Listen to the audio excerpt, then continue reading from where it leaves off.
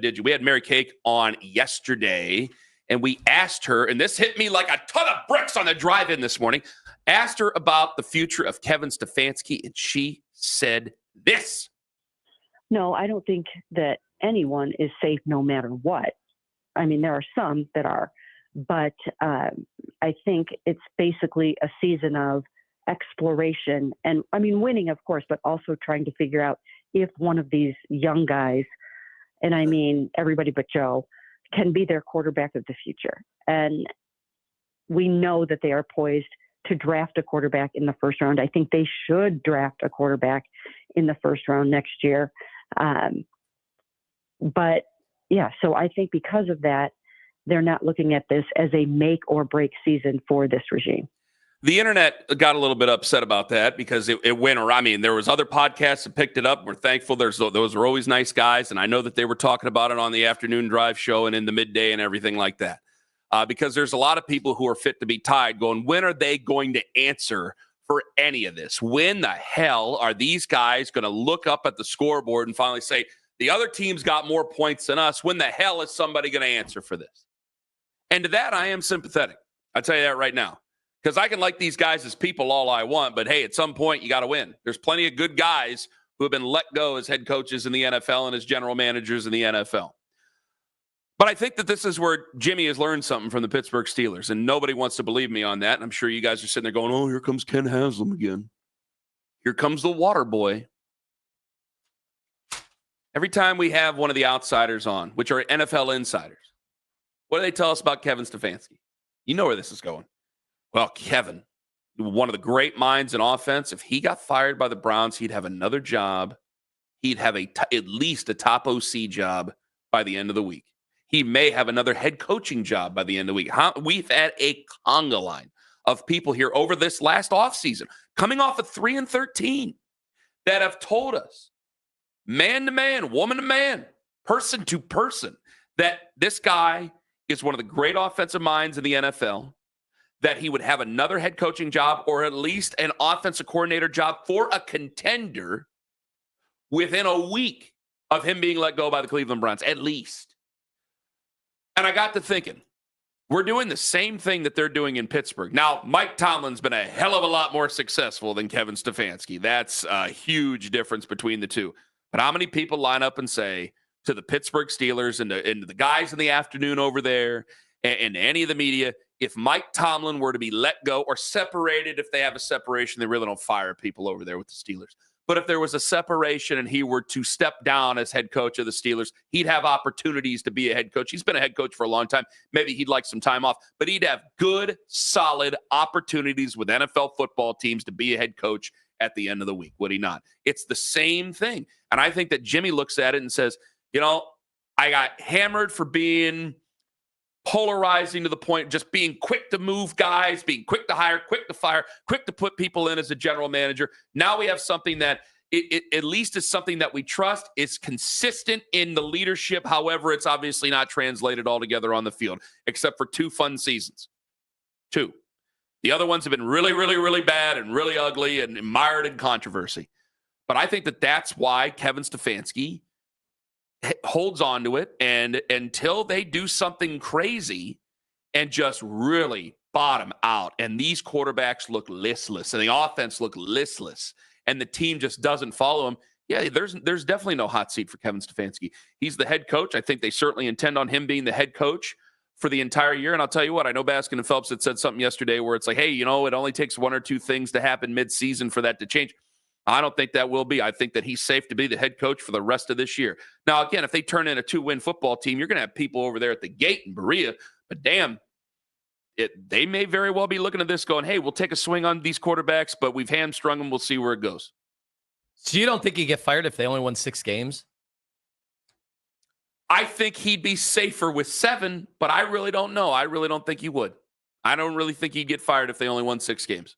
I feel like this town will be so irate. They will be irate. I feel like they will be irate. That stadium will be completely empty by, I don't know, the 3/4 mark. By December, by late November, early December.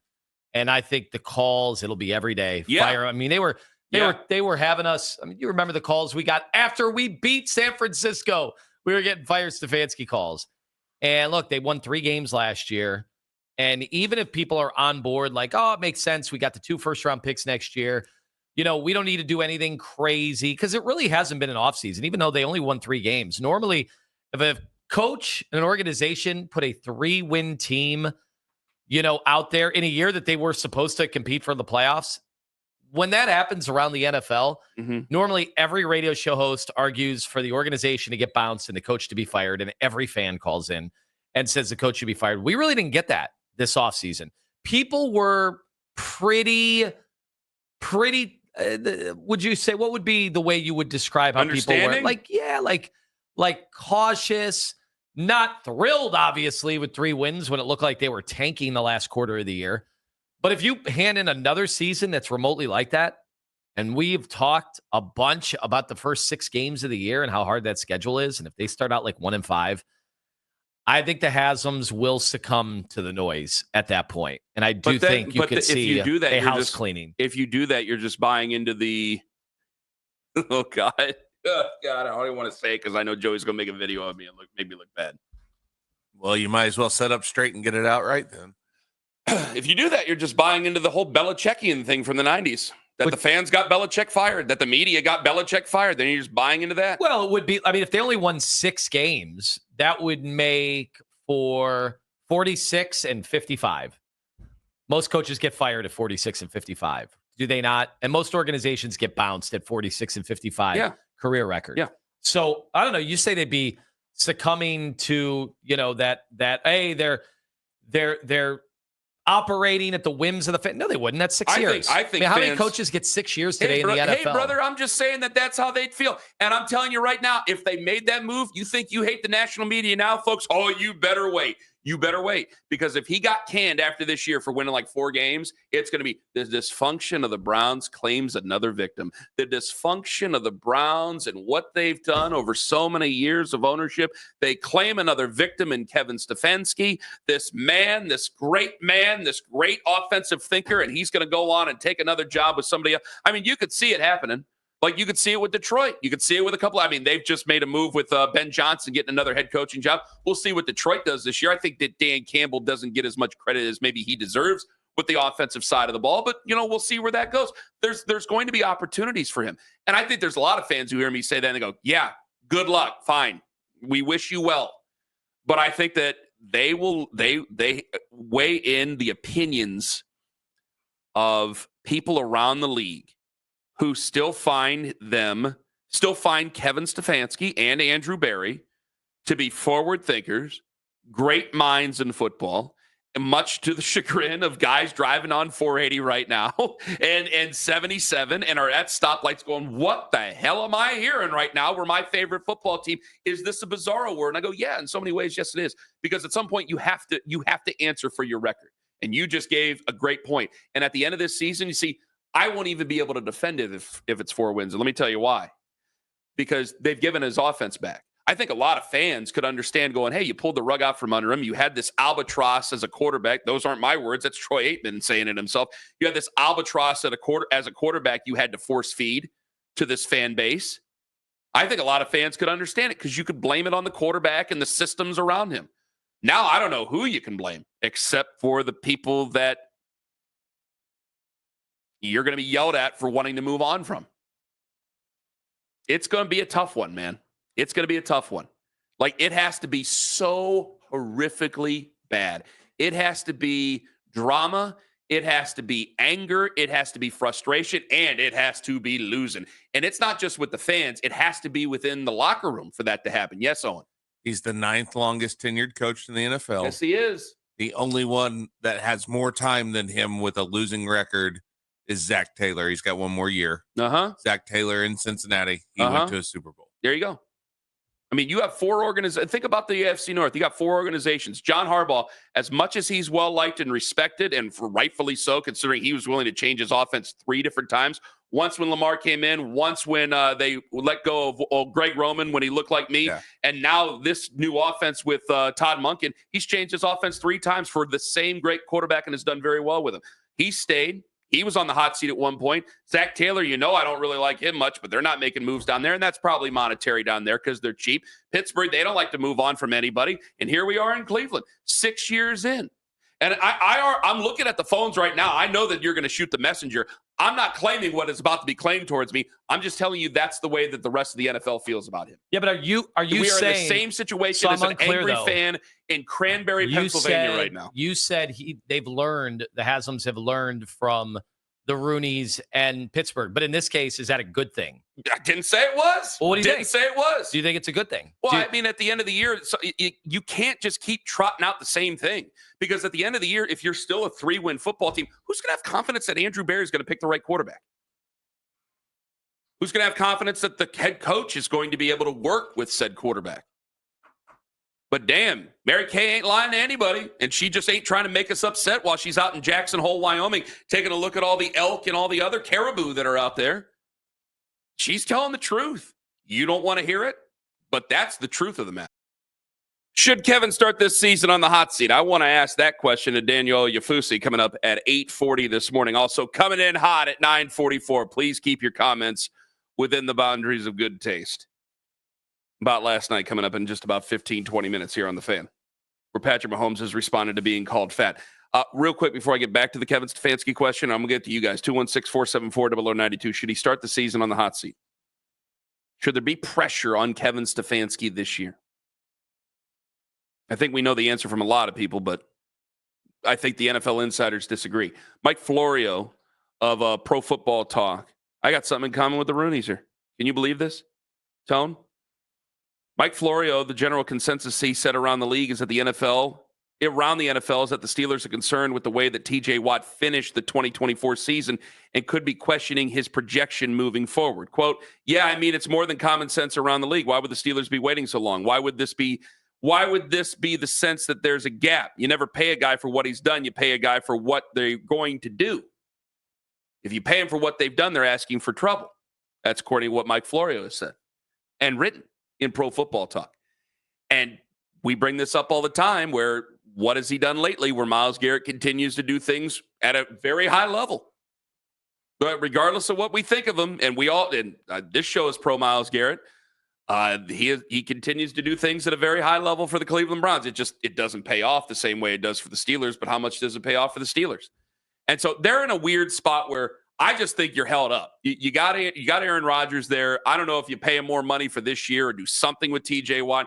You got to have him back because the return is not going to be. You're not going to get Trey Hendrickson. You're not going to get Aiden Hutchinson. You're not going to get any of these other guys for TJ Watt. It just ain't happening. So you might as well rework something out for at least this year with TJ Watt, get his ass on the field, and then work from there, and then do what you do with there. Because I don't think you have any other choice if you're over there. But it still goes to show you that I think that this is the ultimate champion's pose with our argument with the other guys over there about Myles Garrett. Yeah. Now, what's funny is we had to go through a very, very rough media campaign from our best player. Pittsburgh hasn't had to endure that with TJ Watt. Like, that was rough. We can't act like we didn't have people every day calling us to say, goodbye, you're done, never going to build a statue for you. They were mad. Well, yeah. I mean, can't blame the fans for being mad during that time. Yeah. And I did wonder, like, once he signed the contract, did that change anybody's perspective on Myles, or the first game, if he gets 0 sacks in the first game of the year against Cincinnati, will that not be shoved in his face immediately and in our faces from callers? Like, now, because he did all that and now he signed that massive contract, you can bet like people are going to bring that back up if he doesn't perform amazingly. Pony did put out there, would you make this trade? TJ Watt and a 2026 6th-round pick for Terry McLaurin and a 3rd-round pick. He said he votes yes. I don't know what the Washington Commanders would really want with TJ Watt when you want more weapons for a guy. Your defense is I thought they've always drafted pretty decently on defense over there. Maybe Chase Young, you say whatever you want to aside, he was the pick. But why do they want to take away Terry McLaurin from Jaden Daniels? Why do they don't want to do that? 216-474-0092. Rick in Maple Heights. All right, back to Stefanski. Should he start the season on the hot seat? Rick, go ahead. Oh, no, it is Fred. This is Fred? Fred. This is Fred. Nicely produced. Go ahead. All right, all right. Hey, first thing first, man, I got to say, all the fans that called in and ripped Myles Garrett for that decision he was going to make and that he ended up making. I mean, shame on them, man, because without him on the Browns, man, the Browns, he's arguably the best player on the Browns. Without him, man, they ain't doing numbers like that. We ain't doing half the things we did just with him. The guy stayed getting double teamed. I mean, he's a one-man crew. This isn't basketball. He can't take on the whole offense by himself. Now with him getting some help over there, hopefully, we can start to see the big numbers start to pile up at this point in his career. So shame on everybody that ripped him, man, just because he was going to make a business move, man. He got to cash Well, out. I just wish he would have. The only thing I'll tell you this, Fred, I just wish he would have said, "Pay me more money." You say I'm the best in the league. I deserve to be paid the best in the league. I think that would have been a finer tact than what he had said, because if it's about winning, then okay, they're not going to be doing a bunch of winning, and then people are going to have a bad taste in their mouth about that. Like, I got to understand the other side of that. I don't necessarily agree because I want the player, Fred, but damn it, I got to understand their frustration. Well, when it comes to money, man, we going to, depending on who told him to say what, you know what I mean? Sometimes it's best just to, maybe the way he came out about it wasn't the right way. Could have been a better approach to it. I will say that it was better off probably to say nothing at this point, right? Because if he would have said, just pay me more money, it's going to be people in the city already complaining about that. You know what I mean? Oh, we got to pay him more money. He's always getting double, yada, yada, yada, right? But that's all I wanted to say about Myles. Now back to Stefanski, bro. Oh, come on, Ken. He on the hot seat. He's been on the hot seat since last season. He's been on the hot seat since he came in the door, to be honest. He had some good things, but we got to stop with this. He's throwing the word great around. If everybody's great, then who's good? All right, we got to stop that, man. He's not great. He's done subpar OC work. Subpar, bro. He ain't done nothing no more. If we gave Freddie Kitchens long enough time, I believe Freddie Kitchens could be dialing up some of the same stuff that Kevin Stefanski dials up. So we got to stop with this word. He's a great offensive mind. Let's just stop it. If we give anybody enough time back there, they're going to figure it out. All right, that's what this guy's been doing. He's got more than enough time right here. We got to stop because the stuff he's done, he hasn't brought a winning culture, a winning mantra, a winning attitude. He hasn't changed the culture. We hear this every year about the culture. He hasn't done anything besides give out gold dog chains that them guys wear during preseason? I don't think that was even his idea. I don't think the dog chains was even his. He doesn't seem like a dog chains guy. Well, then that speaks volumes right there, right? Because it says that he hasn't brung anything into the room besides, look, I want you to run my system, and if you can't run my system, then I really don't want to deal with you. That's what I've seen Kevin Stefanski bring to the. Well, I'll tell you what, Fred. I mean, I'll tell you what. That's one of my main concerns, and thank you very much for the call. That I have to tell you is he too rigid on his offense? Can he? I don't think that Deshaun Watson is really able to play the position anymore for a multitude of reasons.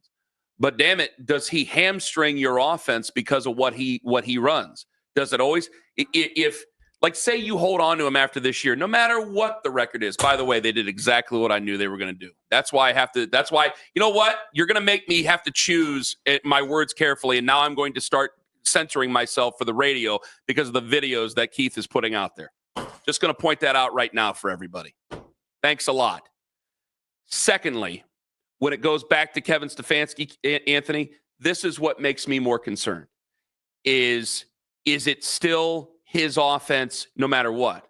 If you hold on to him no matter what this year and you go into next year looking for the quarterback, what if that quarterback doesn't necessarily fit that mold? Because, I mean, you're looking at two guys right now in that draft class, and it's way too early to be talking draft, and I don't know anything as far as who exactly they like, if they like anybody. I'll give Kenny a chance, but I want to give Dylan Gabriel and I want to give Shedeur Sanders a chance. Let's see what they can do. But going into next year, you have Garrett Nussmeier, more of a drop-back quarterback, probably will come out. You have Drew Aller, more of a drop-back quarterback, going to come out. Are we just drafting those guys because they fit the Kevin Stefanski play action 12 personnel mold, or are we taking the best quarterback we can? Because you got to still be able – part of being a good coach is finding a way to get players from point A to B. Because you can sit there and try to put them in places, but if they can't get the B for you, you're not going to do anything. So I'm hearing you talk, but I haven't heard you get to the heart of, do you agree or disagree that he should be on the hot seat right now? Because I don't know how in the NFL, coming off a 3-win season, and not making, Zach Taylor, you had referenced earlier, Owen did, at least got to the Super Bowl. We could debate how much he had an impact on that, but his team got to the Super Bowl. Kevin was the least successful of all those coaches that have had their jobs for this period of time. Yeah. How's he not on the hot seat? So do you think he should be on the hot seat? I don't, because I don't think he should. My reason is totally different from everything else. It's either you do or you don't. You don't think he is. Because under general circumstances, you would put him on the hot seat, but you can't put him on the hot seat because if I'm expecting you if you're on the hot seat, you're expected to do what? You're expected to win. So how do I put the guy on the hot seat when I don't think they're going to win a lot of football games? Yeah, but a lot of coaches go into a season where it's like, if they don't win this year, they're gone. I mean, I could see him in a situation like they kind of do in college football, where it's like you take a guy like Sam Pittman, right, down there at Arkansas. Now, he won a couple of more games than people thought he was going to win, but he went into last season for a lot of folks as a lame duck because they thought, well, you know what, we got a tough schedule this year. Let's let this guy take the losses for the rest of his contract or another year on his contract. Then we'll bring in somebody new and we'll work with that guy. And I almost think it could end up being the same way. It could be, hey, we're going to see what Kevin can do. If Kevin can get these guys to work well, we'll reevaluate. If he can't, then we're going to let Kevin take the losses and we will start fresh next year. We will start fresh with a new quarterback. We will start fresh with a new head coach, and we will roll together. Because I really don't want to have happen. I mean, we've talked about that to death. I don't want them to be on different timelines. I thought it put Caleb Williams behind. I think it's put a lot of quarterbacks behind. When you get a guy that you're holding on to and it's just a non-fit with your quarterback, because your quarterback goes in with preconceived notions. So you want a new guy or maybe a proven guy, which you're not going to get, but you either want a new guy or a proven guy with your new fresh quarterback. And you probably want that guy to have a very big hand in taking that quarterback. So you want that all to mesh together. That's a scenario I could see. So it's odd. I think in so many circumstances, yeah, he should start the season on the hot seat. But how can I put him on the hot seat when I got a 4-quarterback race? I got the most open quarterback room in the NFL. You're talking more about just fairness to Stefanski. I'm talking because as we know, life isn't fair in the NFL, and coaches get fired all the time, and when they get fired, they tell their buddies like, "Well, how was I supposed to win? I mean, look at who my quarterback was, or look at the offensive line and the injuries, or whatever." That's every time. Or my defense, but I had a coordinator that was supposed to fix the defense. Like they always have a litany of excuses. But we just know how this is in the NFL. You don't get to a year 7 when your year 5 and 6 are 3-14, and then in this case, I threw out 6-11.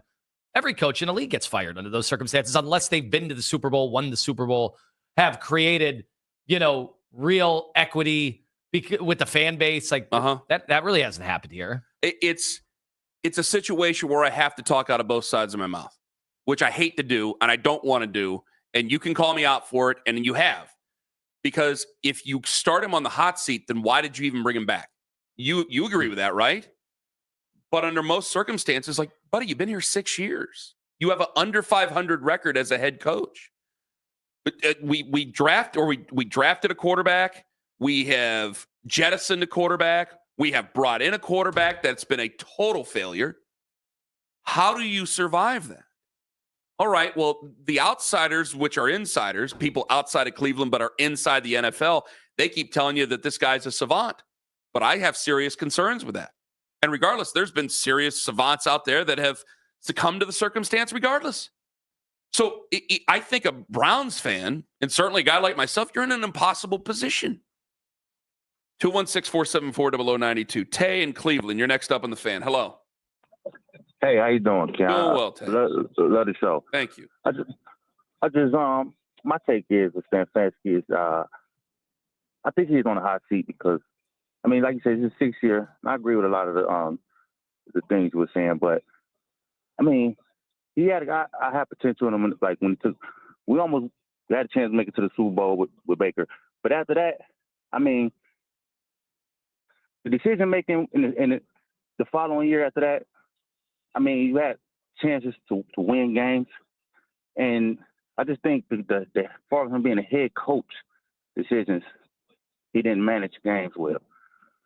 I mean, the play calling was suspect. Just not utilizing the run when opportunities are there.